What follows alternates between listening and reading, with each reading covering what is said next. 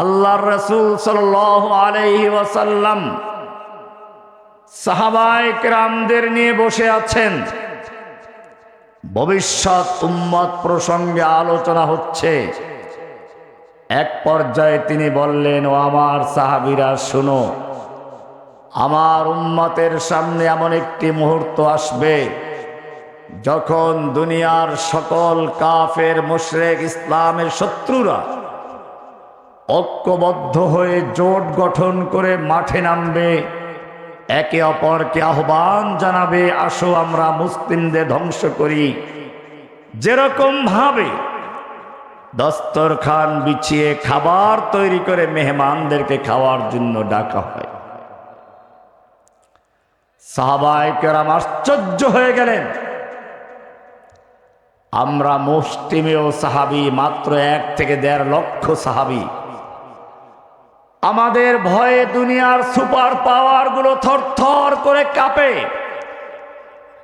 Rome পারস্যের সম্রাটরা মুসলিম সৈন্যদের খবর শুনলে কলিজা শুকিয়ে যায়।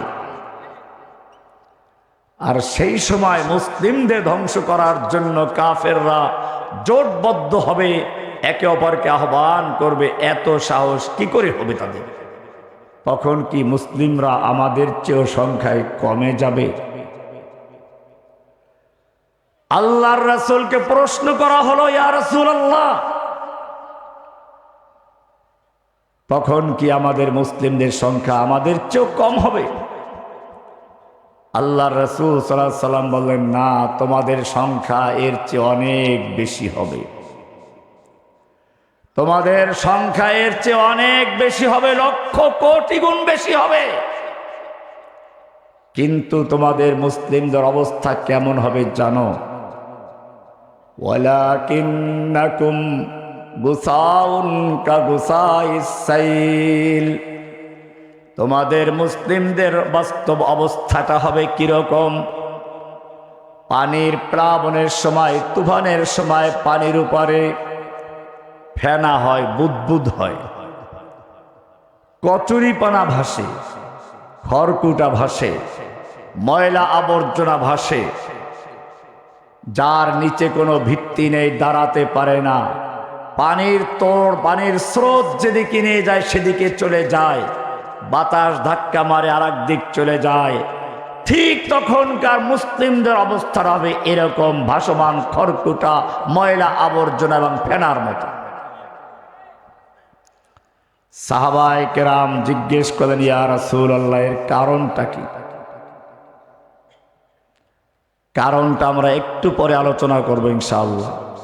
আগে আমরা দেখব যে বাস্তবে আমরা খড়কুটার মতো এখন সেই ভাসমান অবস্থায় আছি কিনা।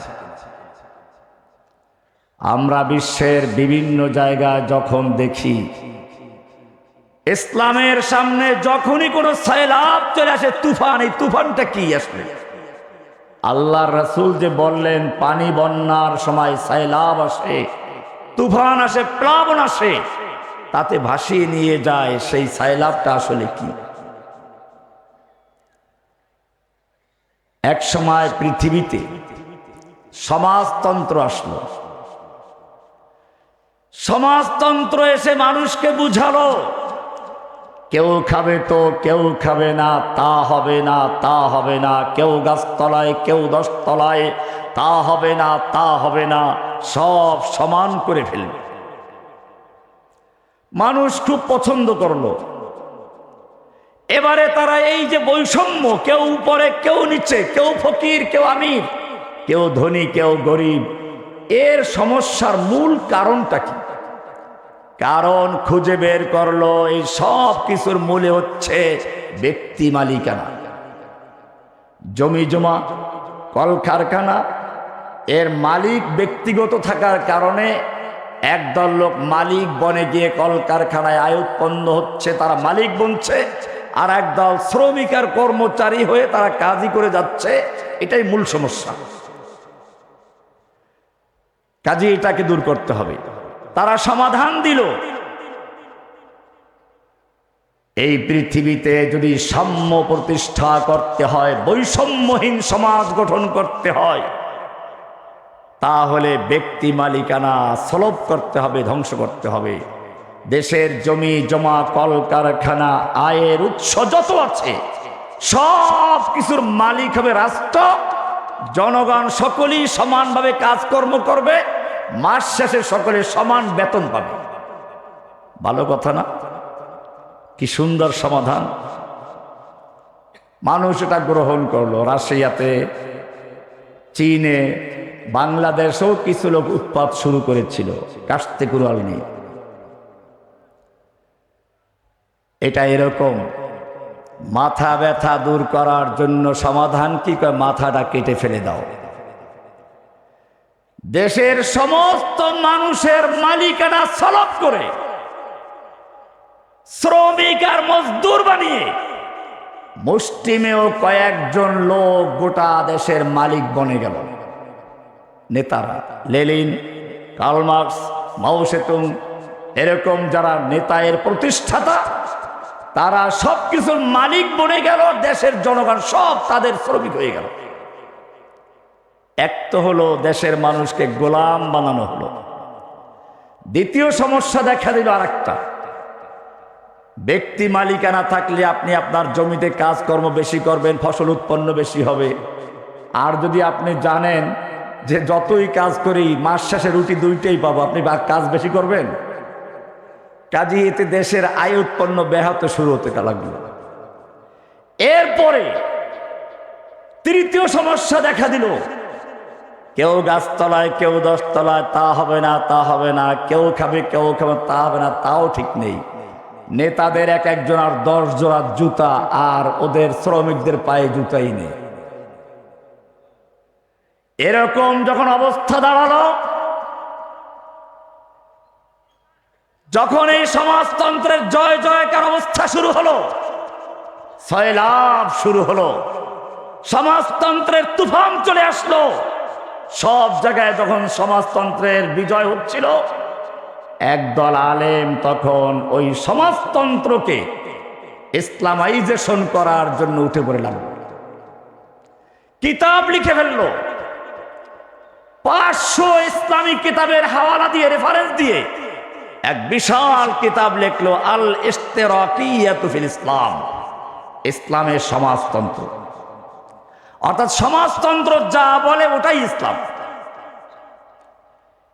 তারা কি দলিল পেশ করলো? সমাজতন্ত্র যেমন বলে যে কারো কোনো ব্যক্তি মালিকানা থাকবে না, সব মালিকানা, জমি জমা, কলকারখানা, আয়ের উৎস সব হবে রাষ্ট্রের মালিকানায়।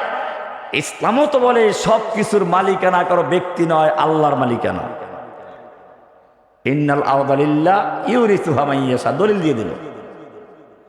এই জাতীয় সব আয়াতগুলো, লিল্লাহি মা ফিস সামাওয়াতি ওয়া মা ফিল আরদ, এই আয়াতগুলো সব নিয়ে আসলো যে ব্যক্তি কোনো মালিকানা থাকবে না, সব মালিকানা রাষ্ট্রের। এরপরে আল্লাহর নবীর জীবনী দিয়ে দলিল পেশ করলো, নাহনু মাআশারাল আম্বিয়া, আমরা নবীর দল, আমরা কারো ওয়ারিস হই না, কাউকে ওয়ারিস বানাই না।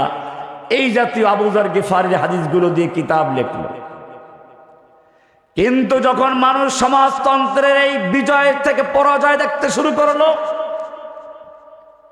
এবং যখন এই সমাজতন্ত্রীদের বড় বড় নেতাদের মূর্তিগুলো গলায় রশি লাগিয়ে ক্রেন দিয়ে টেনে ফেলে দিল, তখন আবার ওই আলেমরা বলল, না না, সমাজতন্ত্রের সাথে ইসলামের কোনো সম্পর্কই নাই।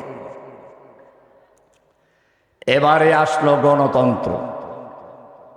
পৃথিবীর মানুষকে দেখালো জনগণই সমস্ত ক্ষমতার মালিক। সমস্ত ক্ষমতার মালিক জনগণ। জনগণকে মূল্য দেখালো। এবারেও একদল আলেম উঠে পড়ে লাগলো, গণতন্ত্র ছাড়া ইসলামের উপায় নাই। আল্লাহ সুবহানাহু ওয়া তাআলা পরিষ্কার জানিয়ে দিচ্ছেন, এক সময় সমাজতন্ত্রের সয়লাবে ভেসে যাচ্ছ, আর এক সময় আবার গণতন্ত্রের সয়লাবে ভেসে যাচ্ছ। তোমার তো শিকড় আছে, তোমার তো ভেসে যাওয়ার কথা নয়। আলাম তারা কাইফা দারাবাল্লাহু মাসালান কালিমাতান তাইয়্যিবাহ। ওহে যুবক, ও মুসলিম, তুমি কি দেখো না আল্লাহ তাআলা কি সুন্দর করে একটা উদাহরণ দিয়েছেন। কালেমাতুশ শাহাদা, কালেমায়ে তাইয়্যিবা, লা ইলাহা ইল্লাল্লাহ কি উদাহরণ দিয়েছেন। কাশাজারাতিন তাইয়্যিবা, একটা পবিত্র গাছের সঙ্গে, যেই গাছের শিকড় হচ্ছে মাটির নিচে, ডাল হচ্ছে আসমানে। আসলুহা সাবিতুন ওয়া ফারউহা ফিস সামা, যেই গাছের শিকড় হচ্ছে মাটিতে গাঁথা আর ডাল হচ্ছে আসমানে। দুনিয়ার কোন সয়লাব ওই গাছকে হেলাতে পারে না, ভাসাতে পারে না।